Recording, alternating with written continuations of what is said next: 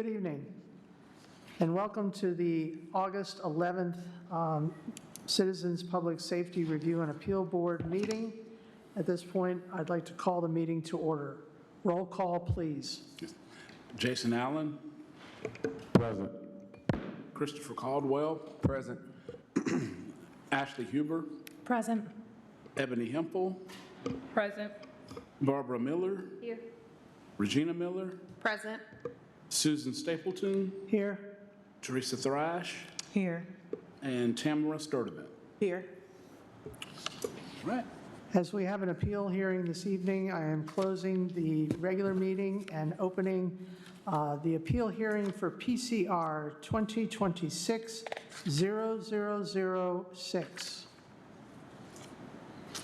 All right. So, Madam Chair and Board, on February 23rd, 2026, Darnell Smith filed a PCR complaint with the Kalamazoo Department of Public Safety. The complaint alleged that KDPS PSOs Zachary Mendham and Michael Miller acted improperly while investigating an incident that occurred at his residence at 900 block of Princeton Avenue on February 18, 2026. The complaint was assigned to Inspector Chuck Mason of the Office of Professional Standards of Investigation. The investigations were closed on May 28, 2026. The Chief's office reviewed the report and cleared the involved officers of 5 of the complainant's 6 allegations. The complainant was notified of the Chief's findings and those to appeal the findings to the city manager. The city manager has referred this appeal to the Citizens Public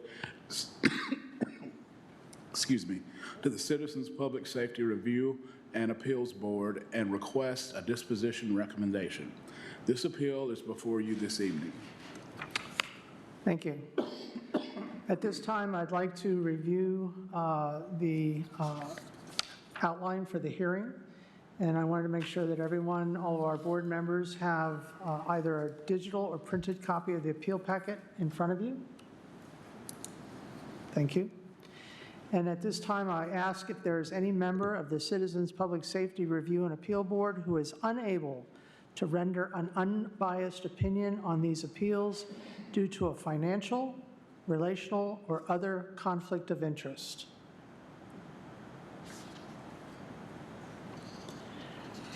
There are none. We will hear from the appellant and why they disagree with the Chief's determination of the complaint. At the conclusion of the appellant's presentation, board members will have the opportunity to ask the appellant for clarification or additional detail. After hearing from the appellant, we will hear from the investigator to describe the investigation that was undertaken to inform the Chief's findings. At the conclusion of the investigator's presentation, board members will have the opportunity to ask the investigator for clarification or additional detail. The appellant has requested that the hearing is open to the public. While the hearing is open to the public, we request that there are no outbursts of any kind. While there will not be an opportunity for public comments during the hearing, at all regular Citizens Public Safety Review and Appeal Board meetings, they are open to the public, and we offer an opportunity during that time for public comments on any topic. After hearing from the appellant and the investigator, the board will adjourn and go into a closed deliberation, and the public and appellant will be excused. At the conclusion of our deliberations and within 14 business days of the close of the hearing, the Citizens Public Safety Review and Appeal Board will prepare a written report to be submitted to the city manager with a recommendation to sustain or amend the Chief's findings. The city manager shall have final authority to sustain or amend the Chief's findings and will notify the appellant of the determination within 20 business days following the appeal hearing. At this point in time, I'd like to invite the appellant forward to present their comments with regard to the appeal. Mr. Smith.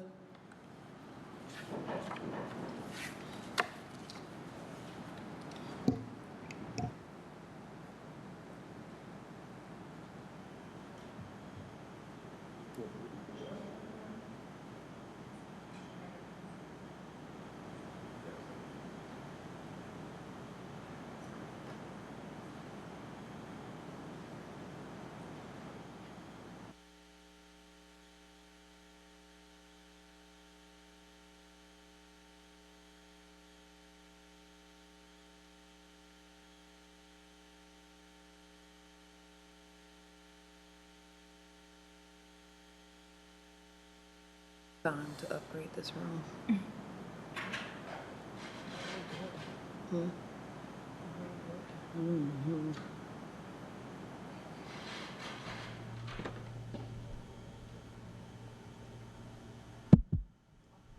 Sorry, we'll try this one. Hello? Actually, like I said, this, Can you keep it close to your mouth? yes. I'm new to this, so I actually really don't, know, where to go from this, but, I would like to, start off by saying, my name is Darnell Smith, and then good evening to everybody. I think that, in eternal, I'm gonna read some off to you guys. An eternal department, can't have the last word in actually whether they investigated themselves fairly. That's exactly why I'm here, and that's why that board actually exists. Instead of me accepting the findings as final, I'm appealing the findings of the PCR 2026.-006 and the allegations 1, 2, 3, and 6. And the footage shows facts the footage shows facts that don't appear anywhere in the letter. I'm going to walk you through the allegations point by point that I believe that was overlooked. Okay, allegation 1. On the morning of February 18th, I was woke up by loud, persistent knocking at the door. When I checked my security cameras, I saw a man standing outside next to a black tow truck. And then I opened the door and he asked me, "Are you Darnell Smith?" He didn't identify himself to me or show me any credentials. He just said that he was there on the behalf of Honor Credit Union and to recover property. I want to tell you guys this directly. The police report states that the officer on his behalf of the company said he was working for.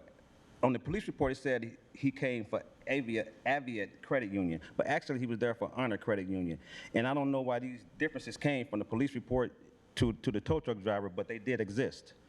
I told the tow truck driver, I told him nothing here belongs to him or Honor Credit Union, so would he please leave my property?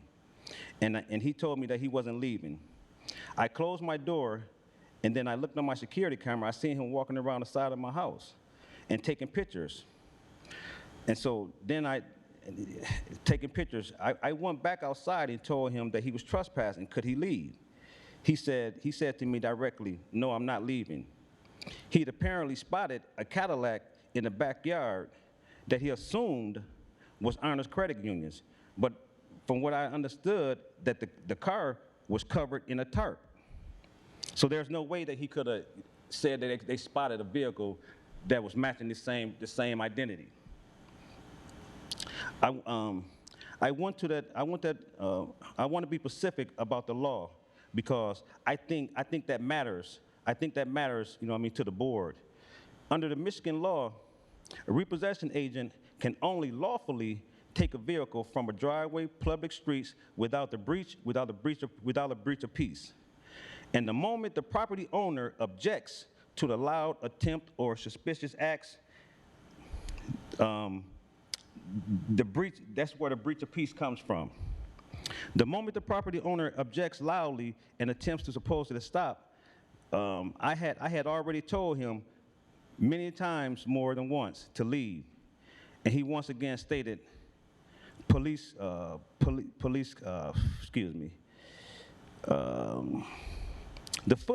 footage I later obtained confirms, allegations that the vehicle was recently there, which wasn't even the vehicle that they was looking for. So the vehicle that was on the property was a vehicle that has nothing to do with Honor Credit Union or no one. It was my neighbors upstairs. So the vehicle that they said they spotted, didn't exist. Excuse me. When the officers came, they first went to Mr. Piazzo, took his complaint, Secondly, separately because of the 911 call, the 911 call, and the guy called me outside. So I agreed to come outside and talk to him. Before the officers actually spoke to me, he went correctly to the officer, Mr. Mendham and Piazza. I hate when I do this.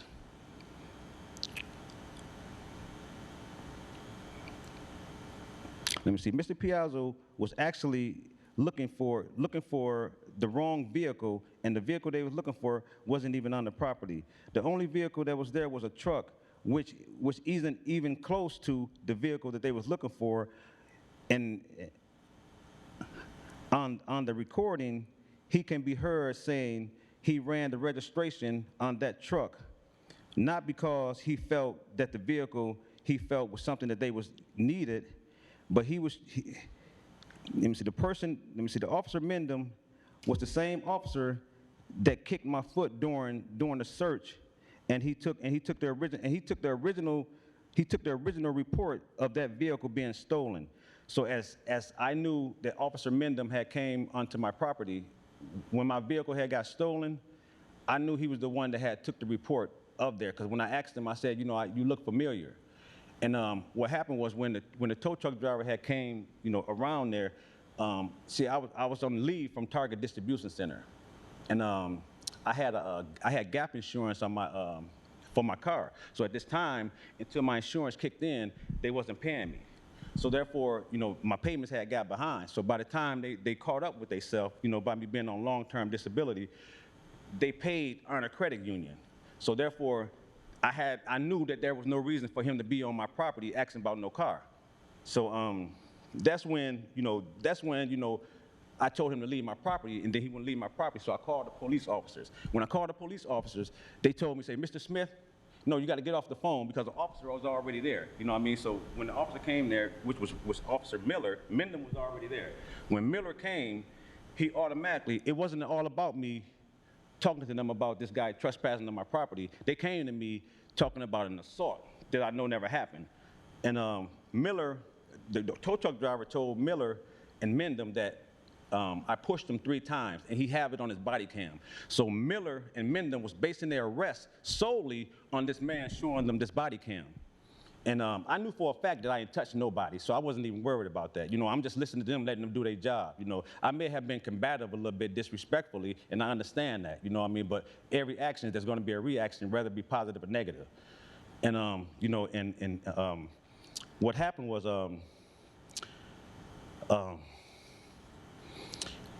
when Miller told the guy, and see, that's why I wanted you guys to see the video, because even at the scene, when he was talking to the guy, Martin, I guess that's who authorized charges. I just heard him talking to that on the foyer. And he was telling Martin that he know for sure that one push happened. So the videos would show that he said this out of his mouth. So I wanted to know at what point in time did he know for sure that this one push happened? Because when you're talking to your superior, we all know things are dressed up in words and how you say it. So if I tell you I know for sure that something happened, then you're gonna be banking on, because you're sworn, you're a sworn officer of the law, so your statements are sworn. So therefore they gotta believe them. So when he told him he knew for sure that one push happened, so I would like to know at what point and what gave him, sorry, I'm kind of nervous, but I get it together. You're fine, just take your time. Thank you. I would know at that time, what gave him the factual basis that one shove happened? What gave Miller factual basis that one shove happened? Being that he wasn't there. So I want to know what gave him facts. But he said, then after that, he said, what I overheard, there was 3 pushes. You know what I mean? So now everything is on, and we know as you dealing with the police, everything is how they perceive. And if you perceive things the way that you perceive it, you know what I mean, you can potentially perceive things wrong, and that could be on purpose. That's because this person is being combative. So when I perceive things the way I want to perceive it, you know what I mean, my superior is going to believe it. You know what I mean? Because, I'm a sworn officer of the law. You know what I mean? And my words should be trusted. No matter what I say, they should be trusted. And so when Miller, that's why I want y'all to see this thing, when Miller left to get the car after talking to Martin, whoever Martin is, the guy, Piazza, said, hey, you know what? I don't even want to press charges. You know what I mean? You know, so, you know, he said, well, you told my guys at the scene that you wanted to press charges before. Forget what you told me before. It's what's happening now. You know what I mean? What's present? This guy said, hey, I don't even want to press charges. Reason being, because this man knew that no video existed of him being assaulted. Because Mr. Miller kept on saying, hey, you know what? When you get the video, send it to my email. But he told them, and I had it on the record, he told them, he said, you know what? He said, do any of the video exist? He said, you know what?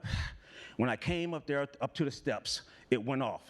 So Miller knew specifically that there was never, ever, ever, ever going to be a video that exists. But yet and still, they used that and took it to the prosecutor because he said, we're going to authorize charges. So I'm cool with the detaining. I'm cool with the detaining because I understand they got to do a job. So if you had to detain me, detain me. But the minute that man said, hey, you know what? Nah, get me out that car and undetain me. You know what I mean? Don't arrest me and allow me to have to, my house was wide open. I had to pay a bond to get out. You know what I mean? So, and they really, at that time, you know, this is kind of like off the record, you know, and at that time, they kind of like forgot about me. You know, my blood pressure was 200 over 190. You know, and the lady, the lady nurse sat there and said, no, your blood pressure couldn't have been like that. She said, because through policy, we would have had you at the emergency room. And my right hand to God on my mama's grave. I hate to get that serious. You know what I mean? I said, hey, there are nurses right there next to you. I'm tired of you guys thinking that I'm a liar. She's right there. Ask her what my blood pressure was. And then, so therefore, now I know that there wasn't no pass of the information about what happened to me as what she was saying, policy would have got me straight to the hospital. And what was so bad about that, my cellmate, his name was Billy Crawford. He had a sore on him. And so they moved my room. They didn't give me no, they stopped my bail where I couldn't even contact them anymore. But then next thing I know, Billy had a sore on him. So I'm looking down. So I'm like, oh, the ambulance there, they finna come get me. So I'm scared because I kept on calling, hey, my heart hurting, please help me, please help me. And I got records of that, me speaking of that, because they seen that. But they came and got Billy Crawford. I said, whoa. I said, you gotta be killing me. You got to be kidding me.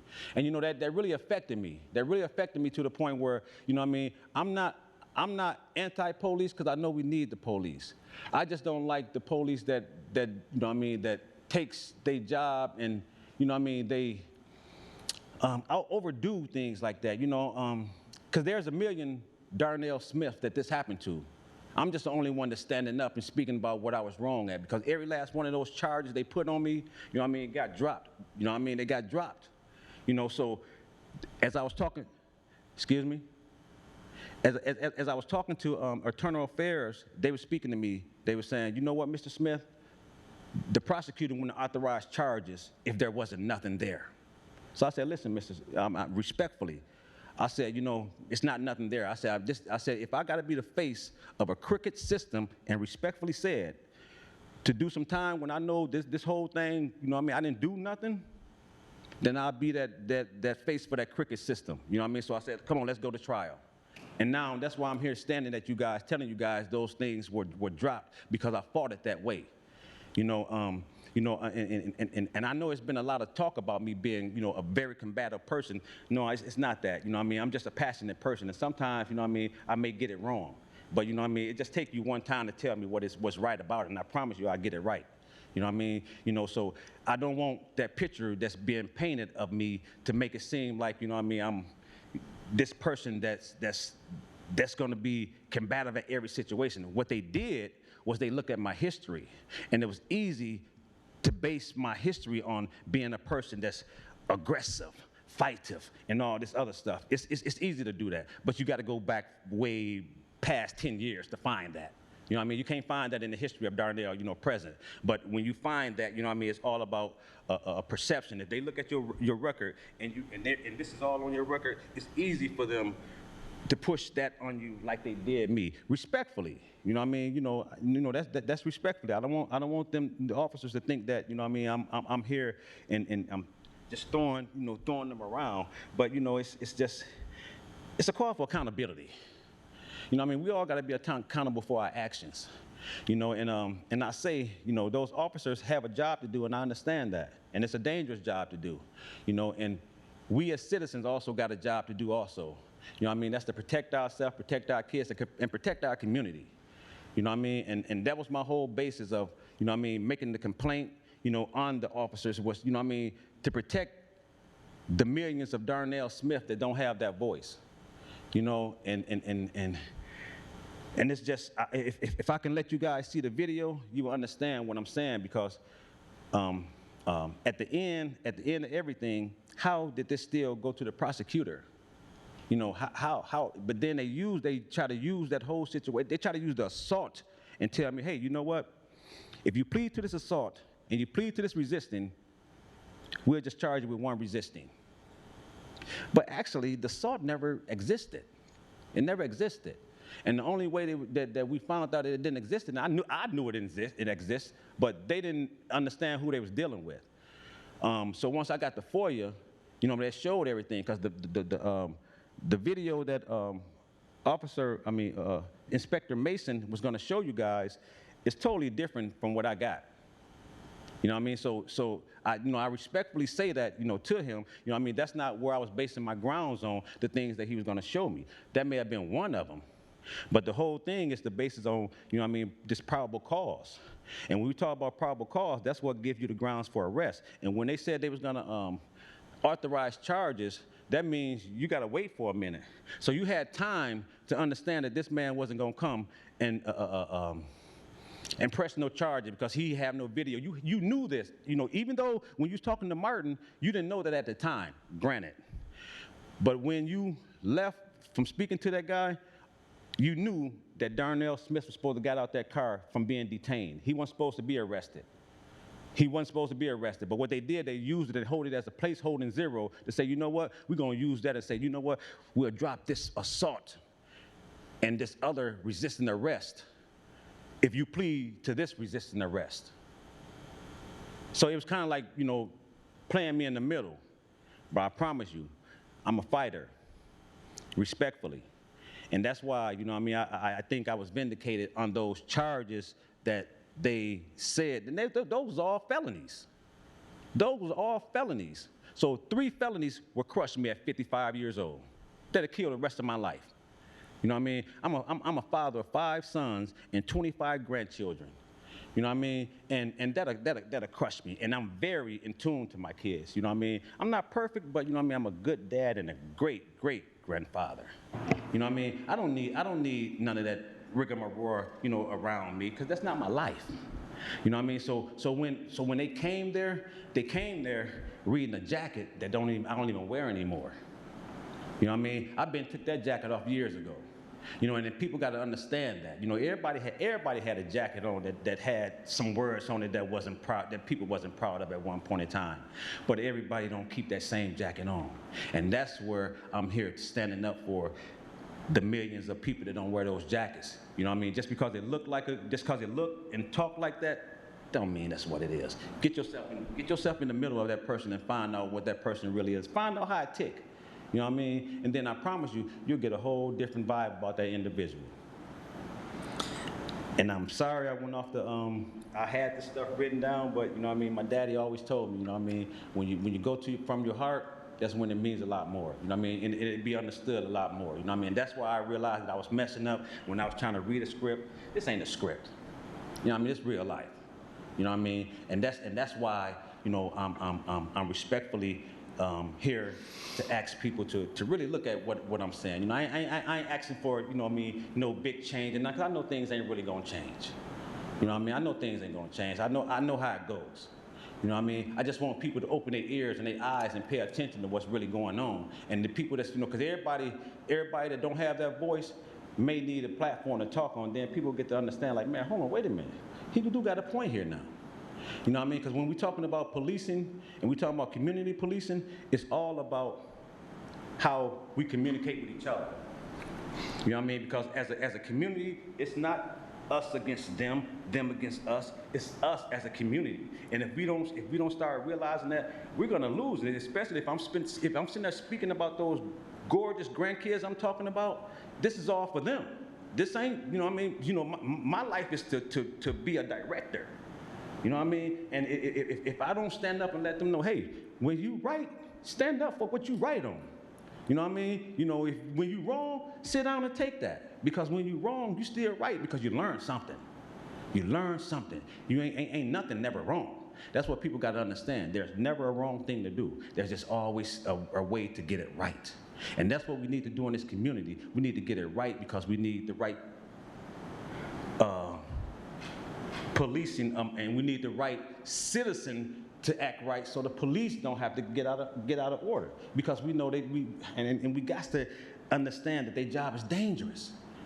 They got kids that got to go home too. So therefore, we all got to communicate and have a level of communication amongst each other. Because it ain't all about Darnell, it ain't all about Officer him, it's all about us as a community as a whole. That's what it's all about. You know what I mean? So, you know, some things, you know, is, we get caught up on attitudes. And I understand that some of the things that I said at that time to that officer made him take his uniform off, so to speak, and let his emotions roll a little bit. Because mine did too. You know what I mean? And those are the things I'm talking about, is we got to learn to communicate amongst each other. You know what I mean? You know, no matter what. You know, so I'm not gonna sit there and just sit there and take the yin and not understand that there's a yang behind it too. So with that being said, I don't know where else I'm gonna go from here, but you know what I mean, you know, that's my story. You mentioned a video. Do you have a video you want to show us? Yes, sir. But Yes. but it's on my phone, and they said they can't. See, and the only thing I was saying about that is because a lot of things on the video, and I can narrate it to you a little bit. A lot of things on the video is showing the fabrication of the officer speaking to Martin about what was going on. And anytime you can speak to your superior and tell him what's going on, he's not out there in the streets. You know what I mean? You know, so the things that he said, you know what I mean, was what authorized the arrest.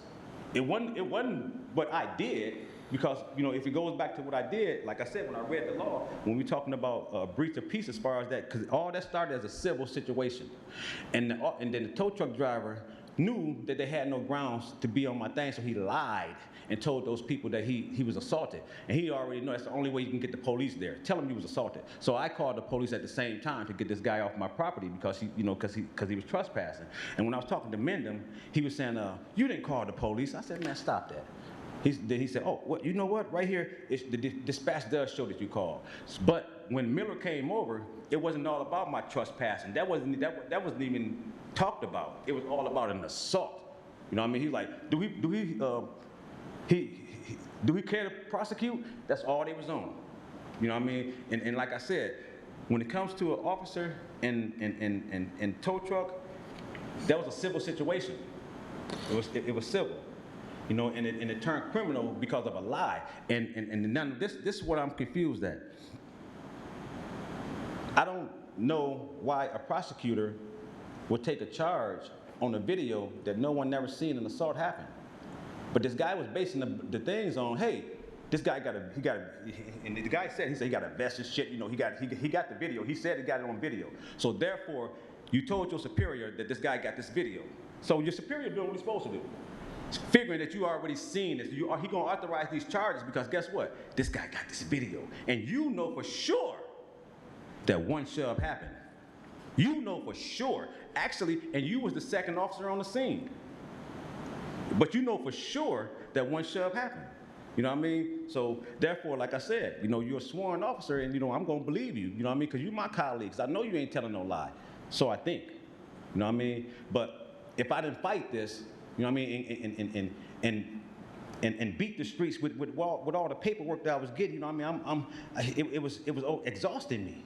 But I know, I said, man, if I drop this ball right here, man, it's gonna be game over. You know what I mean? But I know I'm gonna shoot this ball and I'm gonna hit this one because they wrong, respectfully. I mean, it wasn't, you know, it wasn't nothing, you know, to be against or nothing. But when you're wrong, you're wrong.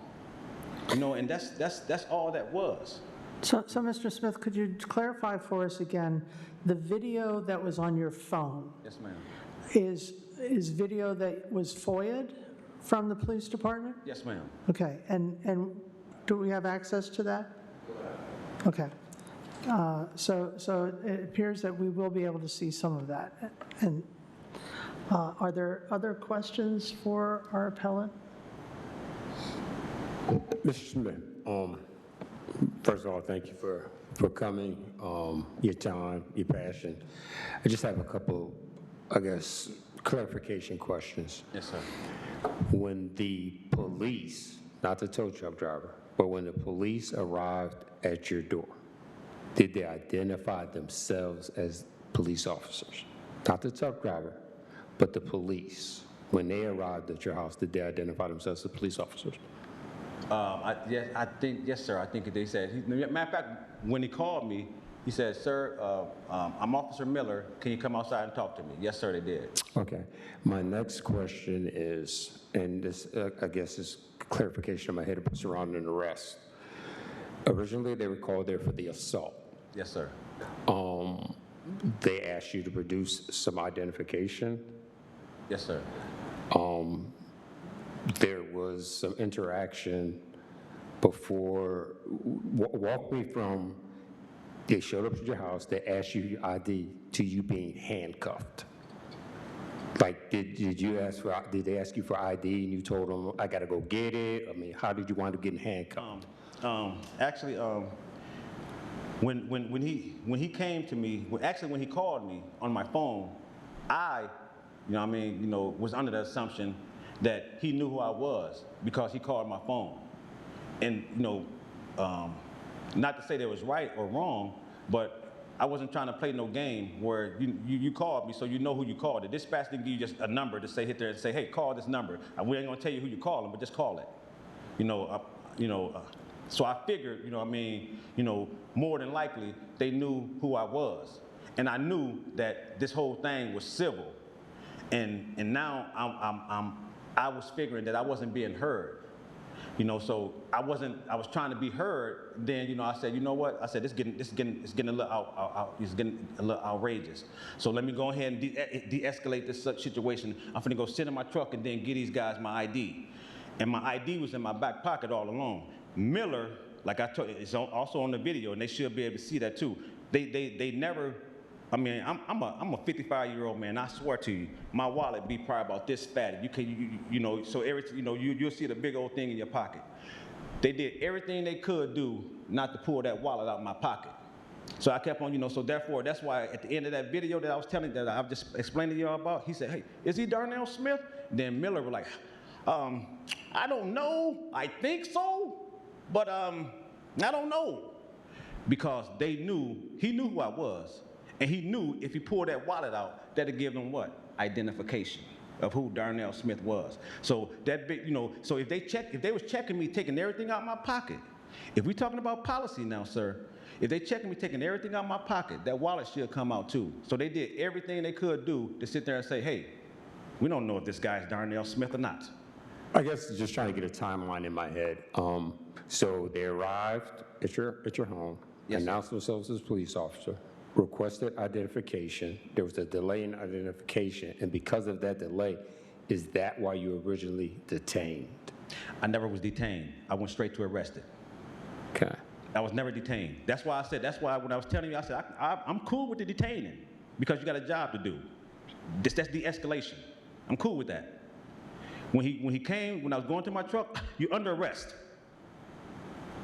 And that was it. We're done playing. You're under arrest. So it never went to detain him, never. So then the original arrest was because of the identification, and then later on, the assault was added. Yes, they said, no, his words were, you're under arrest for obstruction. And you're going to your truck, the reason for that, if you would, please? Because when I stood up, I stood up and I said the words exactly, excuse my French. I said, stop acting prejudiced to me, Mr. Miller. He said, I am what? I said, you're acting prejudiced to me. So that's where his voice escalated up. And then I like, whoa, hold on, wait a minute. So I'm finna walk to my truck. and that's when if you could look at his body cam, he kind of like waved over to Officer Mendham, to come to arrest me. And what they were saying, like on the police report, they said he said he used a Kaluma move on me, because they said I was pulling my hands to the front or whatever. But if you were to see the video, that would be impossible. You know what I mean? Because it was impossible. You know what I mean, for me to have my hands moving. But then they said, because when they went to the resisting, he didn't say stop resisting until Officer Mendham came over and grabbed my arm. Because as Officer Mendham came over, you could hear it clearly on the FOIA report. He said, understood. I don't know what was understood, but that's when Miller started saying, stop resisting, stop resisting, stop resisting. But with Miller's body cam, all you seen was just blackness. But so that's why I got all the FOIA for everything. But when you shows Mendham's body cam, you can see my back and you can see that it was no resisting or nothing. But right here, you see Miller saying, what he's saying because you can't see nothing.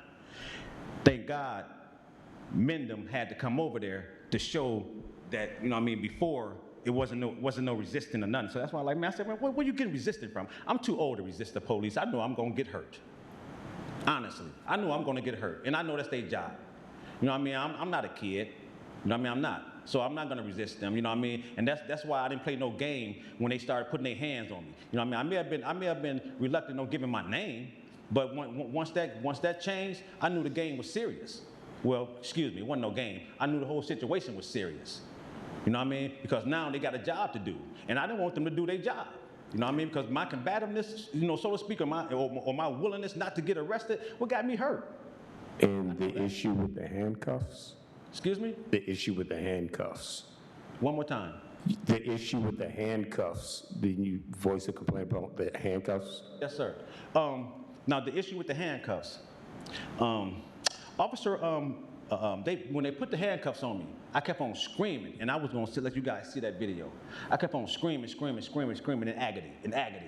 Because my hands was tingling. I'm a black man, excuse my French. My arms was red. And I kept on telling him, I said, hey man, could you please come and loosen? He said, wait a minute, I'm doing my paperwork. Okay, then granted, he came and said he loosened them. But then he didn't loosen them. He didn't loosen it, but then after he was doing that, he caught himself fixing it, and he twisted it. Bow! I was like, oh, and that's where I screamed in agony. He was like, I was fixing the cuffs. I said, man, when I was speaking to them, and they said the issue of the handcuff, they said because I didn't tell him to loosen them again. But as you look on the FOIA, man, all the time I was going to the county, I kept on telling, hey man, could you come back and look at these, please, man? My arms are killing me, man. It's tingling. But then when I got there, Mendham's only words that the best word that he could say to keep him quiet was like, oh, you're in the arms of the county now. It's nothing to do with us. So therefore he loosened them once, but then when he came back there, they were still tight and they twisted them. And I could be wrong, and they said the policy, in the handcuffs policy, you got to have at least 2 fingers. There was no way, they couldn't even put no fingers in there.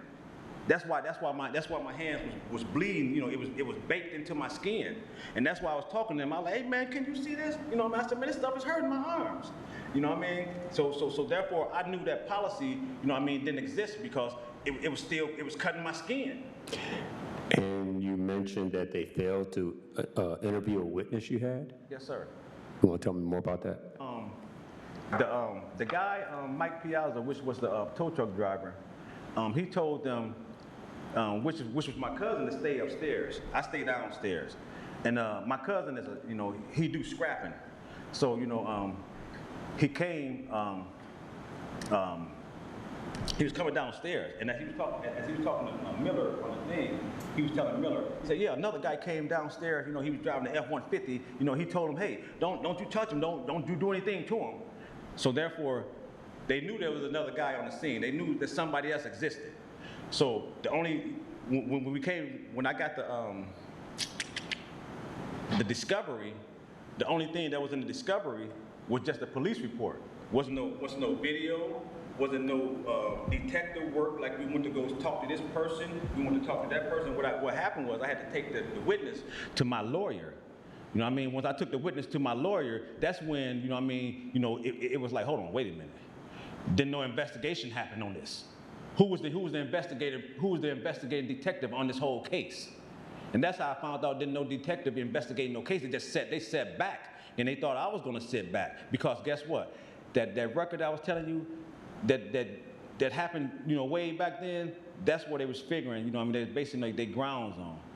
That assault. That assaultive behavior or that assaultive nature. That's why it was like that, I think. That's my opinion. That's no proof of truth. But then, that's where I kind of like knew that this wasn't an investigation to do the right thing.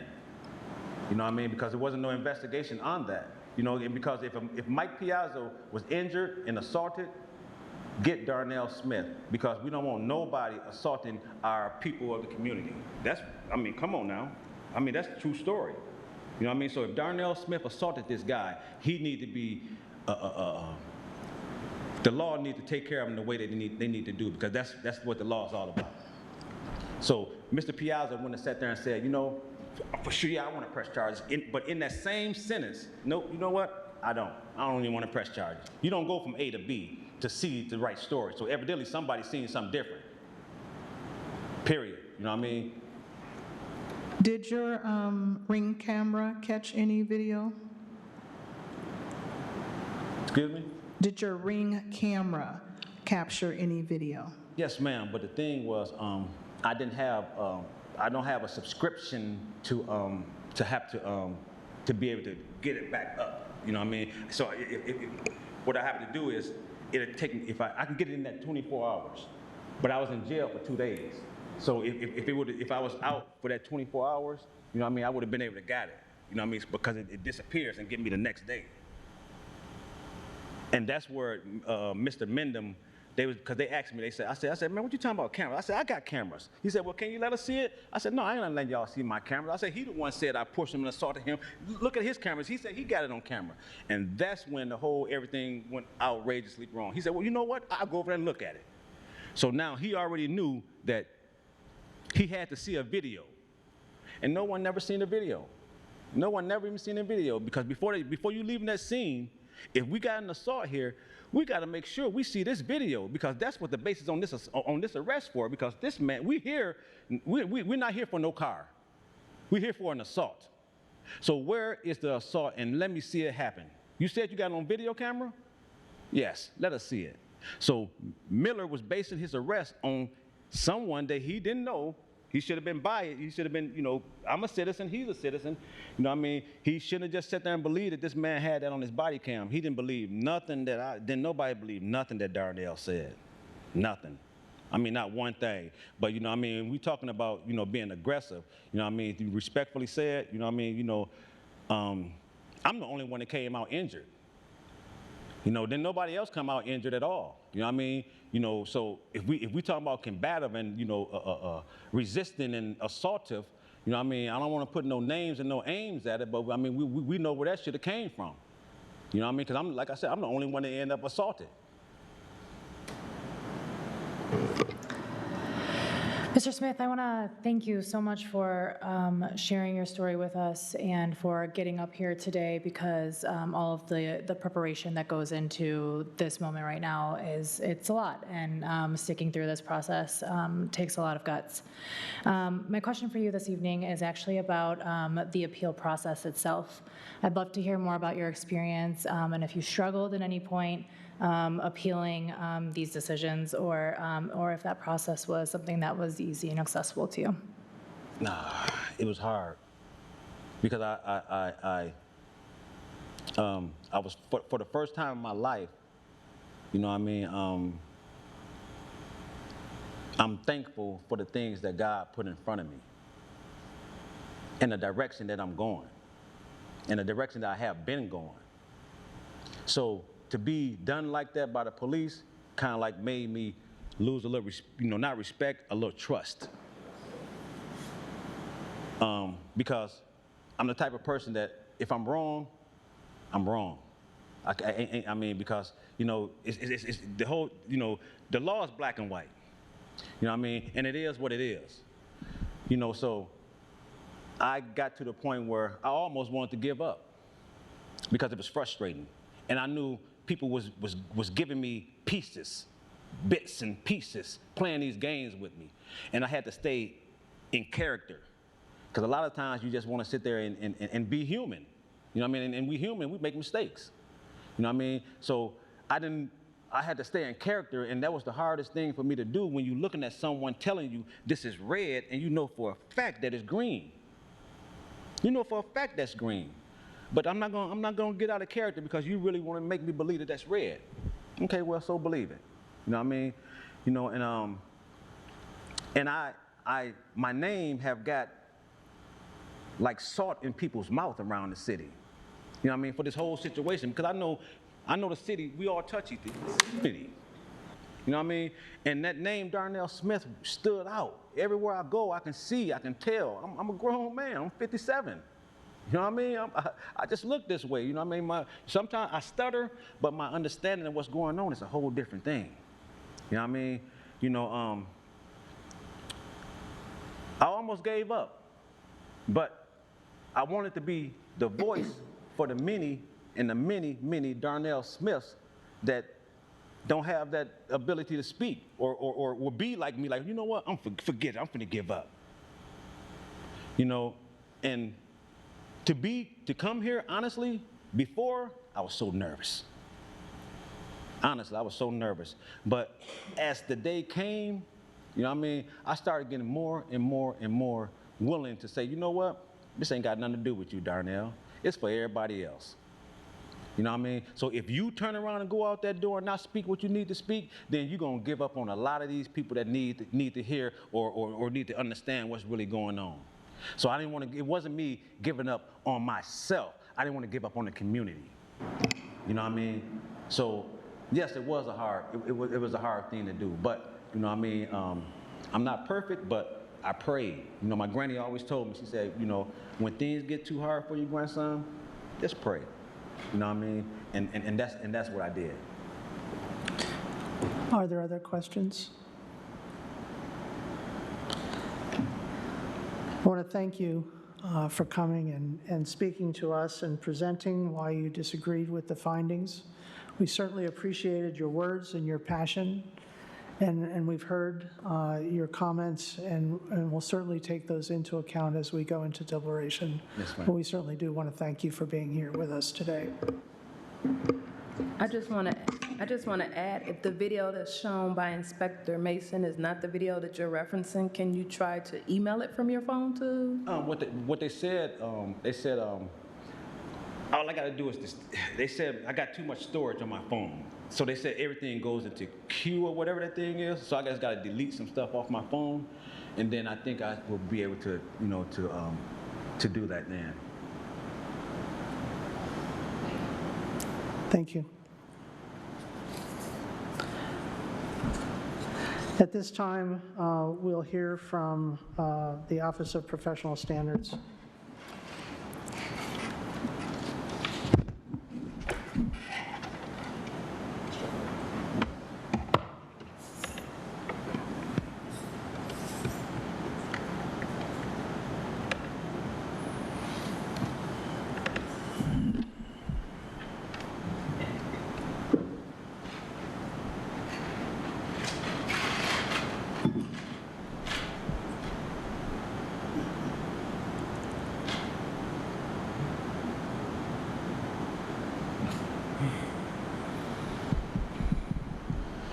Okay, good evening, everyone.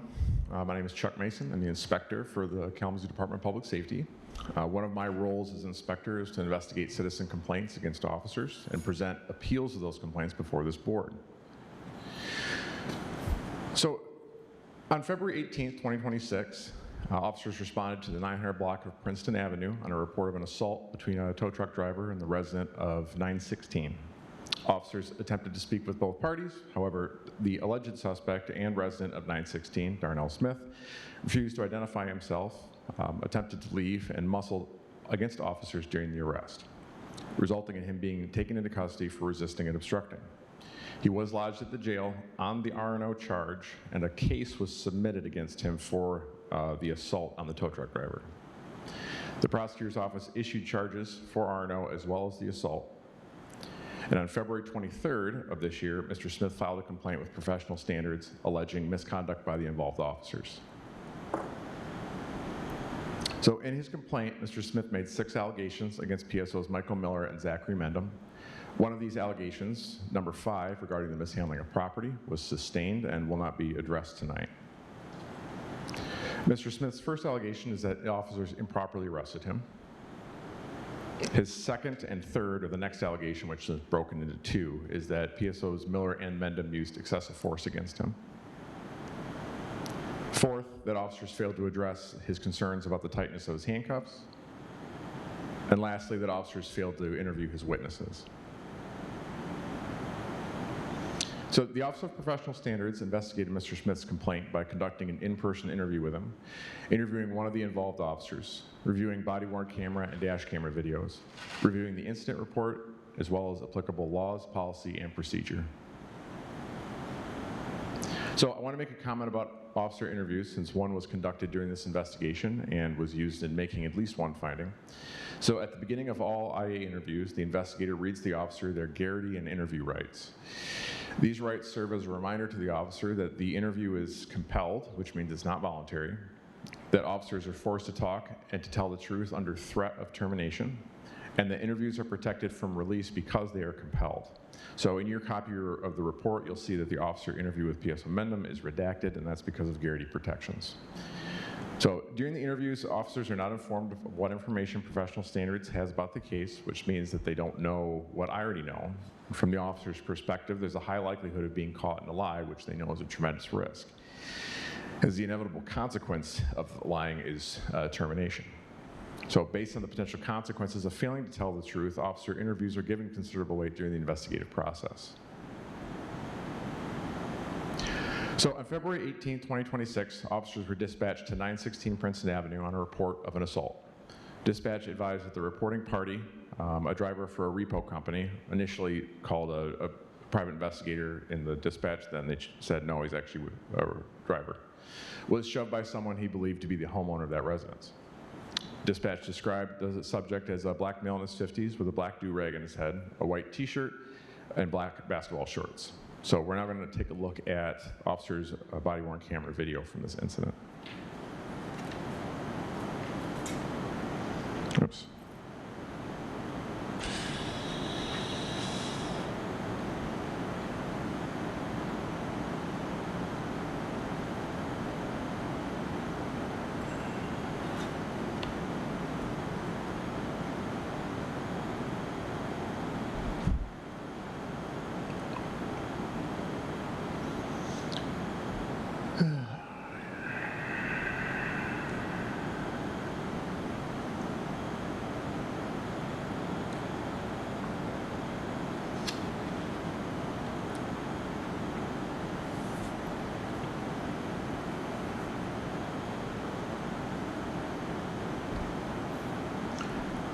So I'm going to play Officer Mendham's video first. We're not going to watch the whole thing. It's about 32 minutes long. You'll have access to 3 different videos that I've dropped in the CSPRAB folder on the M drive for afterwards. So you'll have full Officer Mendham, Officer Miller, and then a second portion of Officer Miller's video, which is the one that he was wanted to show. So you'll have those. But I'm going to watch a bit of Officer Mendham's, and then we'll jump over to Officer Miller as he makes contact with Mr. Smith.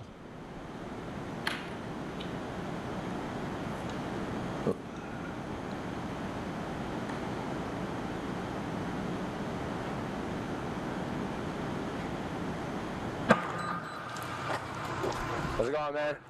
How you doing? Good, how are yourself? So, I'm here on behalf of Honor Credit Union because they sent us out here because they had a spotter come by and said that they seen a vehicle out in the back that matched the description as far as the vehicle we're looking for. So I came here to do.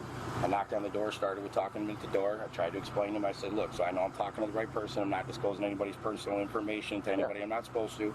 Are you Mr. Smith? I asked him multiple times. He said, it doesn't matter, blah, blah, blah, this and that, get the fuck off my property. And I said, well, look, I said, I'm going to do my job. And I said, I have a reporter that allows me to be here on the property. I'm going to take some pictures. I went around the side of the house. When I went around the side of the house, started taking pictures. He came out and he told me to leave the property multiple times. He started pushing and shoving me, and started putting his hands on me. Just stay right there. I'll talk to you in just a minute. So you said he shoved you? Oh, yeah. Okay. And I'm pretty sure my body camera's got it. Okay. And what vehicle are you here for? It's supposed to be for a vehicle for Honor Credit Union. Do you know what kind of vehicle? Though? ATS. What's that? Cadillac. Oh, okay. Okay. Do you desire prosecution for this? Absolutely. Do you have your ID with you? Yeah.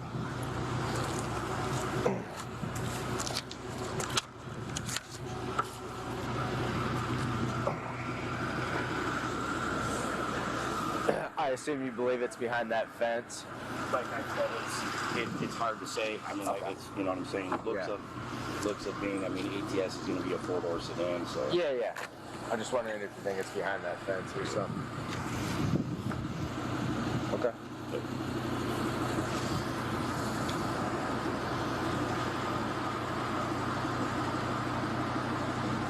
They sent you all the way up here from Indiana? No. Oh. I haven't changed it because when I moved up here, I still had my commercial endorsement on there, so I'm just waiting until that expires before I get over here. Oh, okay. Yeah, I live in South Haven.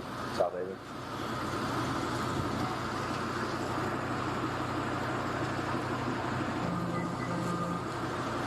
Let's get a phone number for you, Michael. So,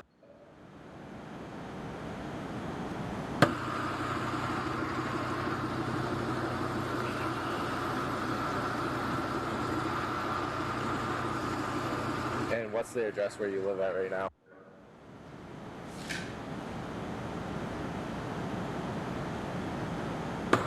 Michigan. Your license back. So you came here today, pick up a vehicle. Yep. And you got here, knocked on the door trying to ask for Mr. Smith. I'm letting the body cam charge, but I think I got most of it. Okay. So I got here, pulled up, being we've been to this address before. Spotter car, said, hey, it looks to be a resemblance of the vehicle. Let's go there and make door knocks. So I did. Okay. Knocked on the door. I asked him a bunch of times if he was Mr. Smith, and he said, what is your business, this and that. And I said, well, look, just so I know I'm speaking with Mr. Smith, I said, if the bank decides to process legal paperwork, I said, I want to make sure I'm not disclosing anybody's personal information to the wrong person, so I want to make sure I'm speaking with Mr. Smith. Okay. No, this and that. And he kept going around, and then just started getting a bunch of shit, started saying a bunch of shit wasn't even relevant to what I was saying. So I said, look, I'm going to take my pictures and I'm going to be in, what's that? Yeah, you just thought about it. Yeah. I'm going to take my pictures and be on my way. Went over, took a picture of the license plate on the truck because I could run the reg on it, see who it comes back to see if it even is registered to him or somebody of that person. Walked around the side. When I was holding my phone over the fence to take pictures over the fence, he said, get the fuck out of here, bitch, trespassing. You want to come over here and trespass? And that's when he came out and started pushing and shoving me back. I held my hands back. I didn't raise my hands, didn't ball my fist. I kept my hands back. I told him to stop fucking touching me, put his hands on me. He had another gentleman that was here in an F-150 and kept telling him, stop putting your fucking hands on him, stop putting your hands on him. I'm pretty sure I heard him call him by his first name by Darnell. Okay. Which is Darnell Smith or something like that. So And how many times do you think he pushed you? a couple, three. Three Yeah, times? yeah. Okay.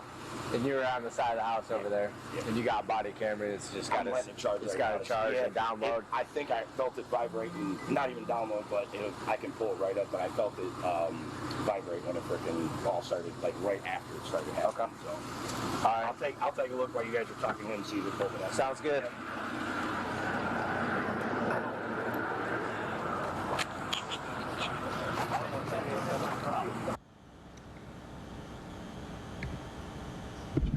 I'm going to jump over to PSO Miller's.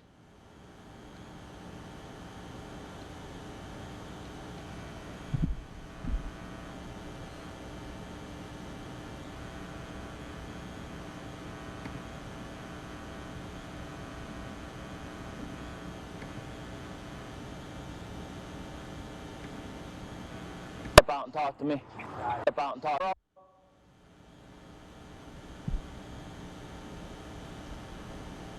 Hello, sir. Officer Miller. I'm outside if you want to step out and talk to me. You say what? If you want to step outside and talk to me. All right, here I go. Okay.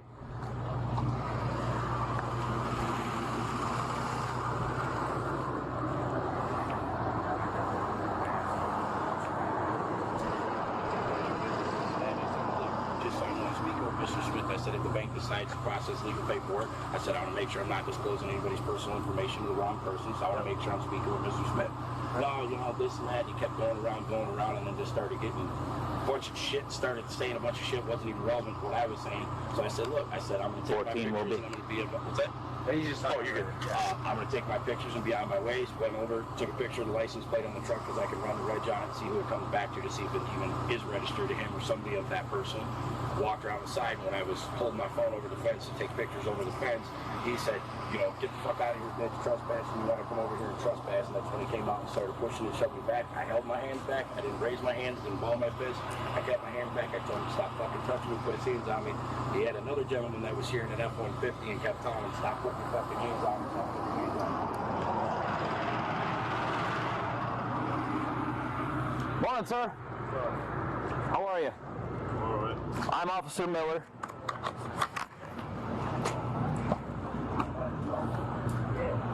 You live here? Say what? You live here? Yeah, you know who I am, Officer Miller.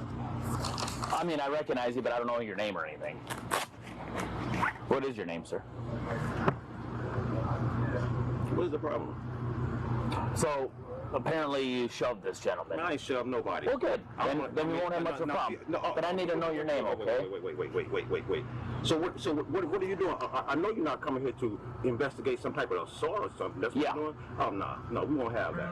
Okay, so here's what I'm going to tell you right now. You're not in charge of this situation. Okay, right. Okay, you're not going to tell me that. I mean, you're not in charge. So what I'm going to do is ask you for your name, okay? What I'm going to tell you is nobody's not going to, because I got cameras too. Good. Just like he's sitting there talking about his body cam, you know what I mean? I asked this man to leave off of my property. Okay. You know what I mean? I don't know who this guy is. Oh. You know what I mean? So when y'all sitting there talking about assault, I mean, y'all talking about assault because I'm not saying that you did assault. I don't put it on no black and white thing, but that's what that is. Why would it have to do with race? What would it have to do with race? You sitting there talking. No, it doesn't. Yes, it does, man. Yes, it does. So, what's your name, sir? Yes, it does. What's all that? What is all that? What is all that? Is he reporting an assault? Yes. Okay. Okay, well, I just called the police. I called the police, so I'm talking about an assault. Okay, he wants to prosecute? Okay, well, yeah, I want to prosecute. We'll talk about that in a minute. No. I called the police. Wait, no, I called the police. When I called the police, they said you was out here, so come talk to you. So when I was calling about to talk about assaulting someone on my property, you know what I mean? They told me to talk to you. So what you talking about when he's speaking? Oh, he's assaulting me. Sir, how did I assault him? You're not in charge of this investigation. I mean, you're not either. Yeah, we are. Man, stop that, man. Stop that. We're the officers investigating this alleged assault. Alleged assault. Yeah. So we would like to hear your side of the story, but before we do that, I need to know who I'm talking to. Show me where he was assaulted at. We're not there yet. We're not there yet. You got to get there because if you investigate, I need to know who I'm talking to, sir. You got to show me that. Do you have it? No, I don't. Yes, you do. No, I don't, sir. Darnell Smith. No, it ain't. What's your name? Officer Random, 15764. Okay, well, why are you asking that?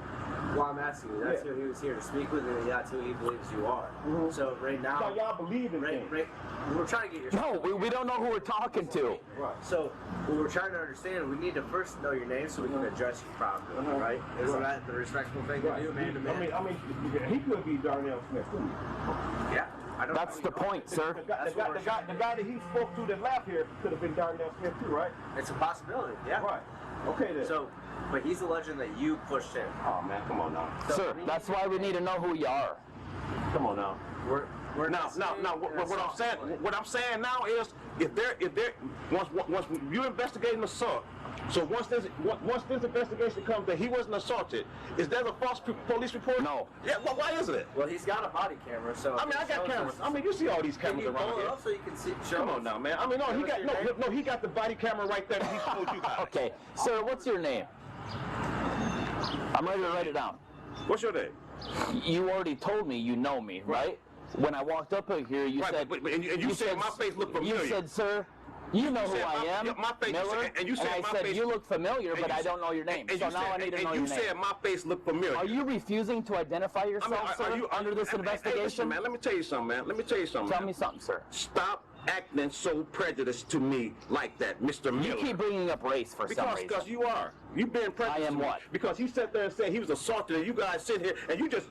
I told you already. Oh, wait, look how you jumped in front of me like you're trying to stop me from doing anything. Because you're not free to leave right now. We're investigating an alleged assault. Leave or not to do? Are you going to identify who you are?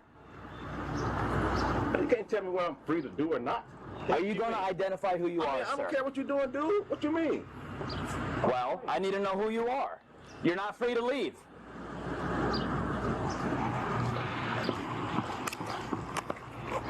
You're not free to leave, sir. Put your hands behind your head. You're under arrest for obstruction. I'm getting my. No, we're done playing games. ID. No, I'm getting my ID. no, we're done playing games. Stop that, man. Understood. I tried to be nice to you. I tried to understand. Hey, hold on. No, stop resisting. Listen, man. Listen. Stop resisting, please. Listen. I'm trying to be nice to you, buddy. Stop resisting arrest. Hey, listen, you man. are under Why arrest. are you doing this? My goodness. Okay. I don't know why it's so hard. So I'm arrested. You're still resisting. Please stop. I'm begging you to stop. I'm getting my ID. I'm begging you. Dude. What is all this resisting, man? What is all Well, this resisting? you're the one doing it. What is all this resisting, man? You tell me I'm resisting? Over here. You're under arrest. Yep. No, let me get my stuff right here. We'll get it. Over here. Hey, man, you better stop pulling me like that, man. You're not in charge, sir. Come on over here. You're under arrest. You better stop pulling me like that, man. You better stop pulling me like This that. was a very simple thing. You made it way worse than it had to be. No, y'all. Just relax, okay? Whatever. We're gonna double lock the cuffs so they don't tighten on you, okay? Y'all got it locked up, man. You got it locked up. You squeezing my hand. Nope. And it's hurting my arms. I'm not even man. touching your hand. It's hurting my arms, dude.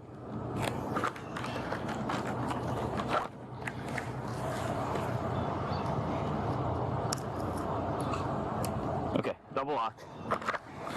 All right, spread your feet for me. Spread your feet.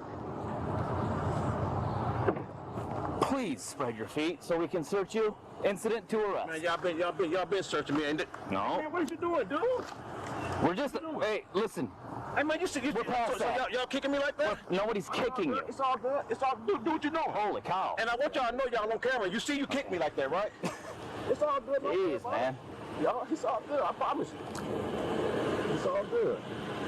Y'all can do whatever y'all want to. Act. I don't know. We have to obey the law. Do exactly what you're doing. But we have to do our jobs, sir. Exactly what you're doing. Do exactly what you're doing. It's all good. Okay. You got the pocket knife? Yeah, I got the pocket knife. Come on now, man. Stop that. Stop that. Come on. Hey, let me get my things right there, man. We'll get it. Let me get my phone. You're not in charge. I mean, what you mean? Y'all taking my phones and stuff, man. How many times do I have to tell you? Probably for you, just because he hates me for some reason. Take a seat in the car. Watch your head, okay? Turn around. Take a seat. Please. May I have my phone and my material? We're going to get it car for me. after we secure you in this police vehicle. Please get in the So car. what I'm saying is y'all securely sit. I'm begging you. Literally. This is the problem. Please, sir. Let me get your hand off my chest, please. I'm not going to. Let me get Please get in the car. Let me get in the car. Okay, I don't want to push you in the car. But look what you're doing. Yeah, because you're not listening to commands. I mean, but you just can't Lawful push orders. me. You just can't push me and make me do I'm going to stuff tell like you that. one more time to get in the vehicle, and then we're going to get you in the vehicle. Please, You understand? sir. We have been so polite to I you. want y'all to name me y'all badge number, please. Not a problem. I really do, because y'all doing me wrong. No. Y'all doing me totally wrong. We're doing our job, Y'all okay? do y'all job. I want y'all to Please do y'all get in the job. car. I am, but y'all totally disrespectful. Thank you. Put your foot in there like an adult. Thank you, sir.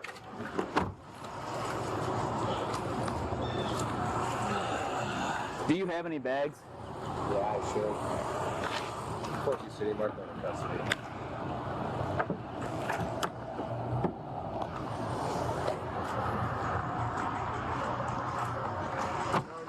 Darnell Smith. They're bleeding. Well, they're made of steel, sir. They're not made to be super comfortable. Just put it on the floorboard. Okay. I'm gonna finish up with him if you need it. I got his statement. He said he's got camera footage. Okay. So we'll go. Probably just on the arm now. Okay. Well, and then we'll write the simple for sure. Okay. I'll have him send that footage to my email. That's fine. Okay. You want to call? Yeah, I'll call Martin. Yep. Sir, we'll be with you right in here in a minute, okay? Got to make a phone call.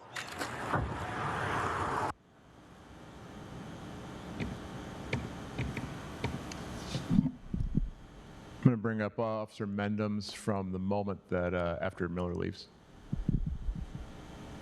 Hey, man. Start in the car. I am, but you never seen my ID. What's that? Y'all resisting arrest, right? Yes, sir. Okay, go ahead. What did y'all arrest me for? 42 City. Will you put a case number in the notes, please? What did y'all arrest me for?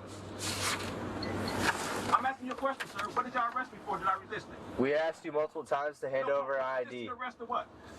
Lawful commands to put your arms behind your back. Ah, so did y'all, I resisted arrest because y'all talking about my ID, right?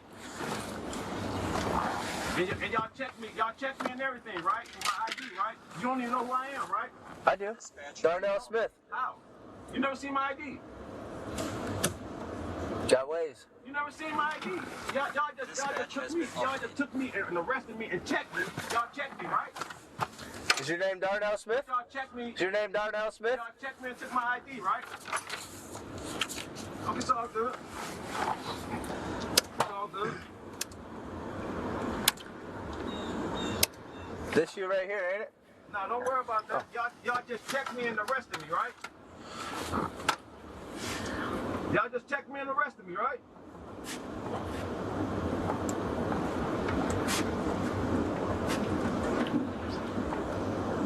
Hey man, these handcuffs are tight. I'm letting y'all know that. Ah! Hey man, these handcuffs are tight. I'm letting y'all know that, man. They really blunt. All right. Oh man, my goodness. I swear to God, man, it's cutting my circulation off, man. All right, I'll adjust him here in just a sec. I mean this, man. It really is, man. Hey man, this shit, I swear it's cutting my wrist off, man. I mean, you sitting there shaking your head like everything's funny, man. Oh my goodness. Ah! Ah! Hey man, hey officer, I mean this, man. It's cutting off my circulation back here, man. All right. Give me a second. Ah, shit. Man, you think I'm playing with you, man? Ah! Ah! Ah!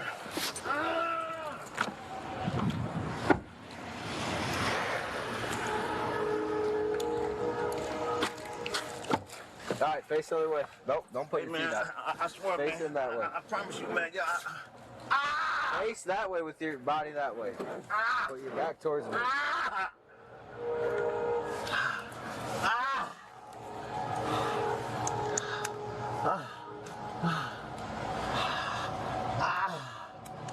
It's the other one, man. It's the other one. Yep, well, I'm adjusting both for you. You see it, because you can see it. I'm adjusting both for But you. you can see it, can't you? I guarantee you can see it. There you go.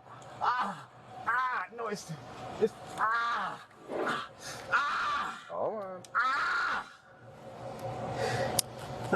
There you go. Better? Come on, man. You seen that yourself, man. No. Oh! What is you doing, man? I was adjusting the cuff for you.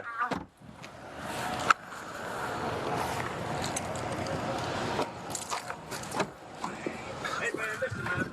Y'all gonna take me down, man. Take me down so I can get out these handcuffs, man. Because this is killing my hands, man.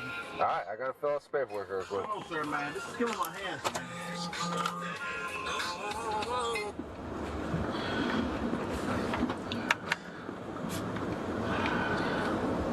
Oh, my goodness. Hey, man, you guys, I'm telling you, man, you guys are hurting my hands with this stuff back here. Still, leave me loose in this stuff, man. I loosened them. No, you didn't, man. I didn't? Oh, my goodness. Hey, man. Damn. Hey, man. Hey, I'm asking you to please come back here and look at this again. I did, man. No, you didn't, man. This stuff got my hands hurt. Yeah, I've been busy, so I haven't looked into what the hell he's talking about. Yeah, But- it's just, you know, just get the app there. Is that in our email then? Yep. Okay. All right. All right, see you.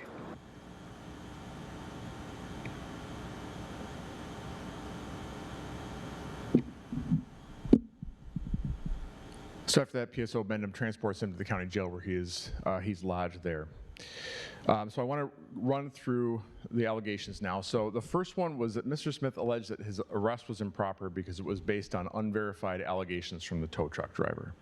So in certain situations, law enforcement officers may require a person to identify themselves, including when that person is the subject of a criminal investigation.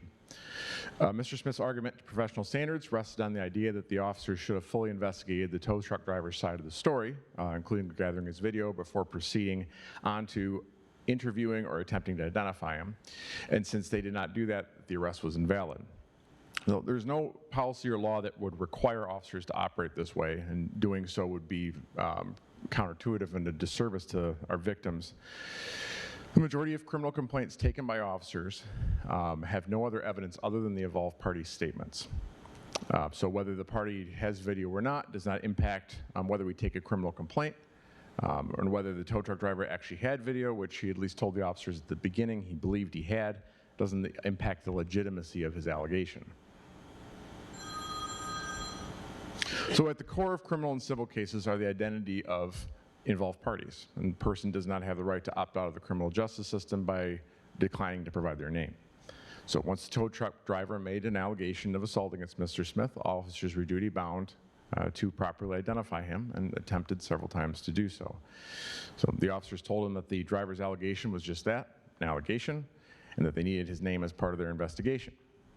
Despite this explanation, Mr. Smith refused to provide his name, and at one point, it's weaker on PSO Miller's camera, but you can hear it on PSO Mendham's camera when he asks him, "Are you Darnell Smith?" And he says, no, he is not.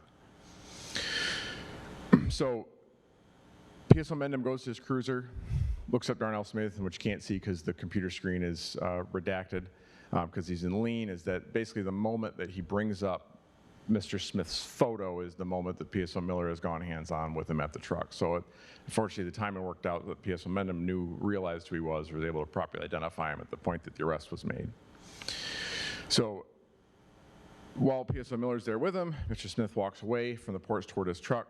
PSO Miller tells him he's not free to leave. So clearly at that point, he's concerned that he's going to leave, or as PSO Miller wrote in his report, create distance between them. He looked back at PSO Miller, didn't tell him where he was going. As Mr. Smith's heading for the truck in the driveway, it's reasonable for PSO Miller to believe that he's trying to depart from the scene. So at the point that Mr. Smith opens the door to the truck, PSO Miller advises him he's under arrest. In their reports, officers wrote that Mr. Smith muscled against them. For example, that's a pushing or pulling a body, tightening an arm. It's a passive resistance between that and active resistance. He's not attempting to flee the scene, but he's trying to defeat the officer's attempts to control him. He does so by pulling an arm forward, and while the muscling is difficult to discern in the body camera video other than officers struggling against him, on PSO Miller's camera at the very beginning you can see him pulling his arm forward.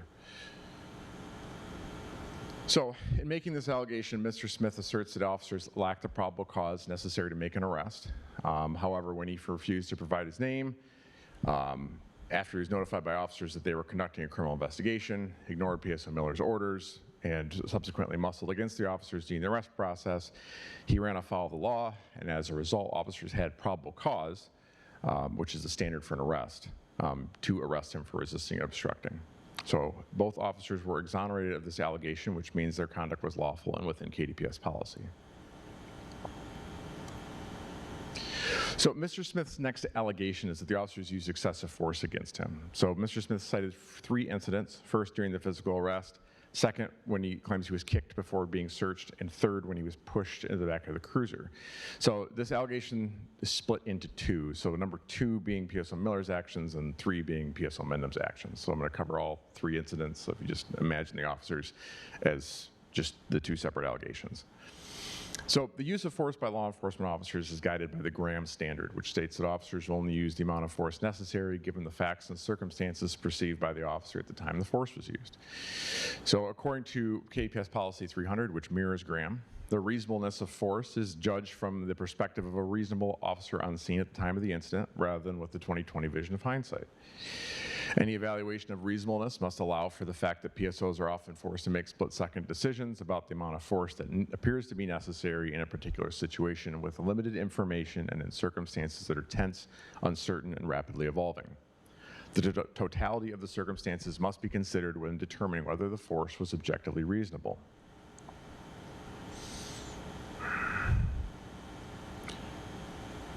So, as you observed in the video, the officers attempted to avoid escalation of the incident by giving him opportunity to comply at the initial, with the initial contact. So there wasn't immediately into handcuffs. There was a conversation that occurred. Mr. Smith, however, declined to cooperate them, left the porch, walked toward the truck in the driveway. while ignoring PSO Miller's command that he was not free to leave. So again, any reasonable officer could have believed that Mr. Smith was attempting to leave the scene at that point, and it was then that PSO Miller made the decision to arrest him. So moving on to the force itself. So in their reports, both officers wrote that during the arrest process, Mr. Smith tensed both arms and attempted to pull them to his chest. So this is corroborated by PSO Miller's body-worn camera video showing Mr. Smith pulling his left arm forward. So he's working on handcuffing Mr. Smith's left hand. PSO Mendham used what's called a Kimura grip and a joint lock to immobilize his arm and wrist. Movements such as the Kimura grips and joint locks are, some variation of those are taught at the very beginning of the Basic Police Academy as a compliance control technique. PSO Mendham has been training in Brazilian Jiu-Jitsu for 14 years, and his choice to use the Kimura grip was intentional because it locks a person's arm in place without requiring excessive muscling, and thus reducing the likelihood of a serious injury or the need to take a person to the ground. So once PSO Miller was able to bring Smith's left hand behind his back, PSO Mendham then released that grip, the joint lock, and they were able to handcuff Mr. Smith with only muscling techniques. Once Mr. Smith was handcuffed, PSO Miller led him to the front of the cruiser where he was searched. The officers asked him 3 times to spread his feet to facilitate the search, but he did not comply with them. So PSO Mendham then pushes Mr. Smith's body off balance. You can see him kind of lean forward like this or lurch forward, pushes his body off balance, getting the weight off of his right leg, and then drags Mr. Smith's or moves Mr. Smith's right foot out with his left foot, thus spreading his legs. So this maneuver by PSO Mendham is a reasonable compliance control, very low potential for injury, and helps accomplish an arrest-related process. Conducting a thorough search of a person incident to arrest is critical. It's necessary that officers all check all areas of a person's body, including a groin area. KDPS officers frequently encounter people who shove contraband in their groin area or upper legs, including firearms, which we have found more than once in my career. Has an arrestee smuggled a firearm into the backseat of a vehicle because an officer failed to adequately check their groin area or to conduct a proper search. So if PSO Mendham had ignored that and allowed him to keep his legs together and just conducted the search without that, he could have been putting himself as the transport officer at risk. After the search, officers walked Mr. Smith to the backseat of the cruiser. There, the officers asked him to sit in the car 5 times, but he refused to do so. And eventually, PSO Miller places his hand on Mr. Smith's chest and pushes him backward into the seat, as you saw. Officers are under no obligation to stand and negotiate with people who are repeatedly refusing to comply with basic orders, in the sense that eventually they have to force some sort of compliance, right? Eventually they have to take some sort of action, as was done in this case. So PSO Miller's action was a nonviolent, controlled, and directional. As you saw in the video, Mr. Smith fell right into the seat behind him, which is about a foot behind him at the same level as his buttocks. So the standard for evaluating use of force after the fact is whether the force is objectively reasonable. A review of this case showed that the use of force techniques used were in fact objectively reasonable, as they were appropriate to Mr. Smith's levels of resistance, and each was controlled, carried out at a low level of applied force, and ceased the moment that the resistance ended or that the lawful objective was reached. And as such, both officers were exonerated, PSO Miller of Allegation 2 and PSO Mendham of Allegation 3. So the fourth allegation is that PSO Miller and Mendham failed to address his concerns about the tightness of his handcuffs.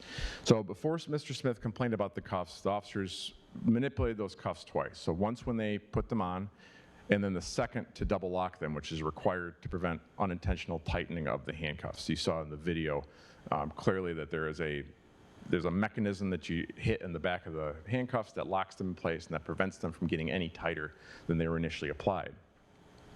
So when Mr. Smith makes it to the back seat of the cruiser, he begins to complain that his handcuffs are too tight. So PSO Mendham, working on his paperwork, but in less than a minute, he exits the cruiser and adjusts the cuffs. And that body-worn camera documents him adjusting both cuffs and then attempting to turn Mr. Smith's wrists in the cuffs. But he stops when Mr. Smith begins to scream, as you saw. So this is commonly a source of pain in handcuffs, more so than the cuffs being tight themselves, that a person's wrist, because of shoulder tightness or whatever, rotates outward in a way that pushes the wrist against the way the cuff was applied, and that causes pain in that person's wrist. So PSO Mendham clearly attempts to turn his cuffs. He begins to scream. PSO Mendham abandons that.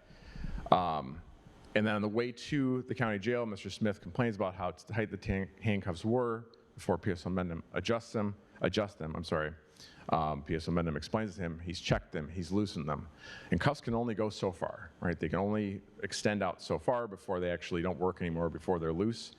And officers have to balance the need for an individual's comfort with the safety of a person slipping their cuffs, or because that happens frequently. That cuffs are applied too loosely, and people are able to slip the cuffs because they either have small wrists or hands, or they're very dexterous with their fingers. Mr. Smith at the county does make a comment. They get to the county jail and they wait in the sally port for the deputy, I think for about 3-4 minutes, somewhere in that.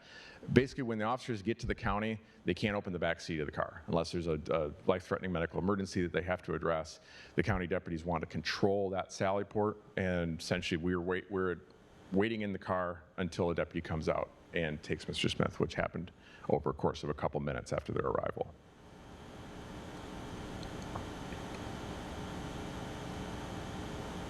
So, review of the video showed that the handcuffs were appropriately applied, double locked, checked and loosened by PSO Mendham when Mr. Smith complained they were too tight. And as such, the officers were exonerated of this allegation, which means their conduct was lawful and within our policy. So the sixth allegation is that officers failed to interview Mr. Smith's witnesses to this incident. This is something he brought up to me during our interview. So at no point in the body-worn camera videos does Mr. Smith tell the officers, I have witnesses who can corroborate or disprove the driver's story, or corroborate, my side of it. If he had stated that people inside the residence or a neighbor across the street or somebody had witnessed the incident, then it would have been a natural course in the officer's investigation to interview those people. However, he did not do so. I mean, I absolutely, while conducting a neighborhood canvass, could have benefited the officer's investigation. There's no evidence that they failed to interview or identify known witnesses. Now, I know the tow truck driver did say, hey, there was a guy here in a F-150 who yelled, hey, Darnell, whatever the comment was. But we don't have him here anymore, and to search the neighborhood for somebody in an F-150 who was at the scene and no longer is, there's impracticals because there's nowhere to start for that in an attempt to locate that witness. So as there's no evidence showing that they ignored basically a known witness or an identified witness, they were exonerated of this allegation, meaning that their conduct was lawful and within our policy. So that's the conclusion of my case, and I'm now entertaining any questions from the board. Thank you. Questions? Are you able to rewind the camera on the checking of the handcuffs? Yep.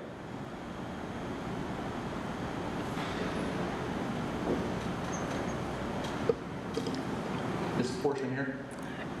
After he says they're too tight.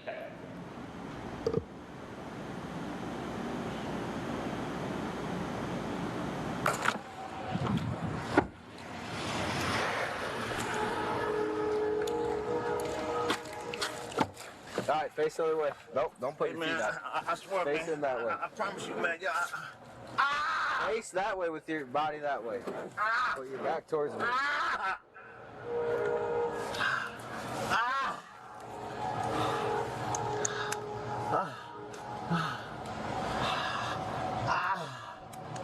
It's the other one, man. It's the other one. Yep, well, I'm adjusting both for you. You see it, because you can see it. I'm adjusting both for But you. you can see it, can't you? I guarantee you can see it. There you go. No, it's, Hold on. There you go. Better? Come on, man. You seen that yourself, man. No.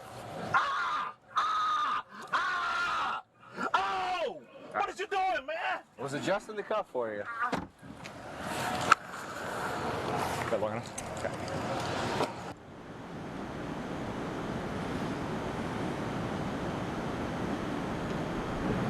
Mr. Allen? Inspector Mason, Sir. just to get the timeline accurate in my head, Yep. a call was made, of possible assault. Officers arrived. They attempted to ID Mr. Smith. Upon lack of cooperation or whatever, then he was detained. He wasn't detained immediately when they arrived on the scene, correct? That is correct. Okay. So the original arrest was the assault, or was it the resisting? It was the resisting. And the resisting was determined because? There's basically 3 points of, so the failure to provide your ID, obstructing a police investigation, walking away from PSO Miller, either in PSO Miller's words, creating distance, and PSO Miller told him you're not free to leave, and then the officer's statements that he muscled against them or provided resistance during the arrest. Okay. At what point did he, because in a timeline, there was a time when he ran his name and said, see, I didn't need your ID, you're Darnell Smith. Correct. So when he, and you couldn't see it, if I was to bring up PSO Mendham's video, you couldn't see it because of the redaction of the computer. But when PSO Mendham goes from the tow truck driver, the initial contact, up to the porch, talks to Mr. Smith. After that, goes back to his cruiser, looks up Mr. Smith, and literally at the moment that PSO Miller goes hands-on with him, he brings his photo up. He's able to run him, and his photo pops up on the computer. So at that point, he's able to positively identify him. So he was arrested on resisting. What happened with the assault?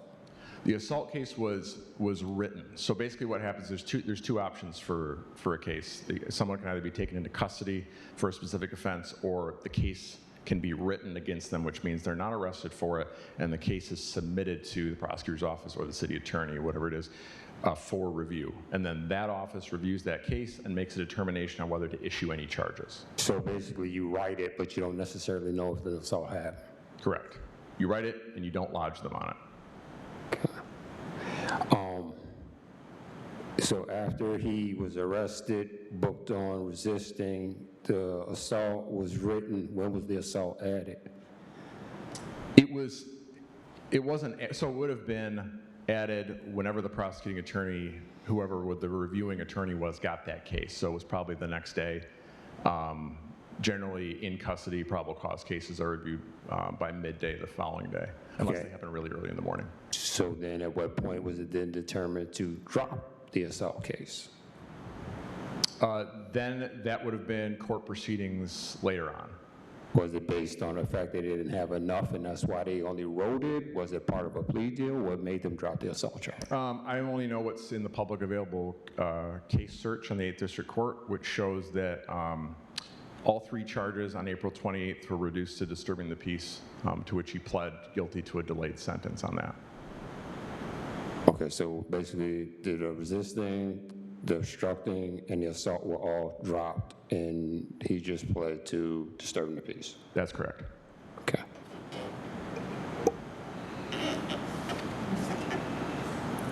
Other questions? Thank you. Absolutely. At this time, as there are no other further questions, I officially close the hearing, and we will convene in closed session to deliberate. Thank you.